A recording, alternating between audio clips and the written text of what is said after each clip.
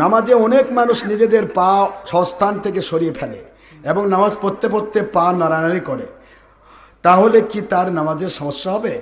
নামাজের ভিতরে অ্যাক্টিভ থাকা, অ্যাটেন্টিভ থাকা, এটা হলো দায়িত্ব। এরপরে আপনার মাজুরি হালত যদি পা সরানোর করে সমস্যা নেই, মশায় কামড় দেয়, মাজুরি হালতে যদি পা নড়াচড়া সেটা সমস্যা নেই। কিন্তু কন্টিনিউ করলে যদি 3 তসবিহ পরিমাণ হয়, 3 তসবিহ পরিমাণ হয়, তাহলে আমালে কাসির হবে।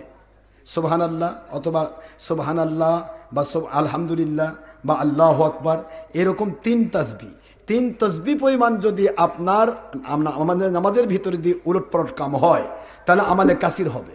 আর আমালে কাসির হলে নামাজ বাতিল হবে। 3 তসবিহ পরিমাণ ওইরকম কোসল মোসল করা যাবে না। এক তসবিহ সুবহানাল্লাহ, এর মধ্যে শেষ।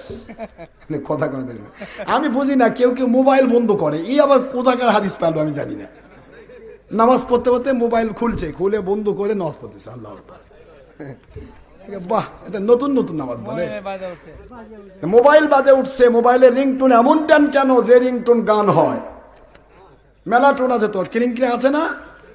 রিংটোন গান দিবেন কেন? আল্লাহর হাবিব বলেছিলেন বুইস্তুরি কাস্তির মাজামির ওয়াল আসনাম, আমি পৃথিবীতে নাজিল হয়েছি গান বাজনার ছবি মূর্তি ধ্বংস করার জন্য। এটা বুখারী শরীফের হাদিস, ওই একই বাবু কেতাব তাসাবির 880 পৃষ্ঠা 2য় খণ্ড বুখারী। তো এখানে আল্লাহর হাবিব বলেন গান বাজনাকে আমি ধ্বংস করতে আসছি, আর আপনার মোবাইলে গান বাজে কি জন্য? গান কেন আপনার রিংটোন থাকবে? মুমিনের রিংটোন থাকবে আল্লাহর হাবিবের পক্ষে, ঠিক না ব্যাঠি? তা বাজলেও সমস্যা নেই, হঠাৎ করে মনে নাই বন্ধ করে বাজে উঠছে, যদি গান না হয় তাহলে তো সমস্যা নেই। কথা করছেন না কেন?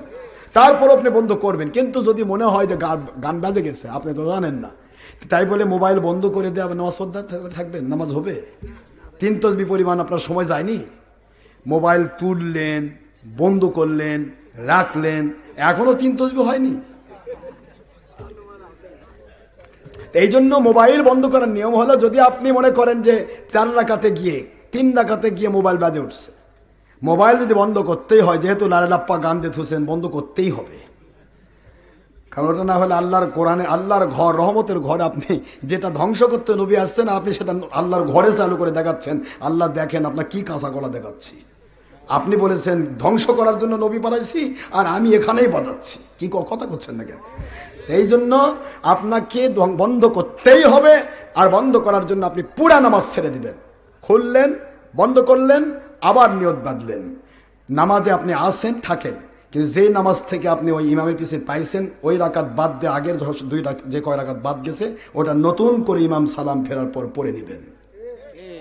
কথা বোঝেননি? এটা হলো নিয়ম। হ্যাঁ, নামাজও পড়তেছেন, বন্ধ করেন, আল্লাহু আকবার, আপনার নামাজ গেছে অনেক আগেই।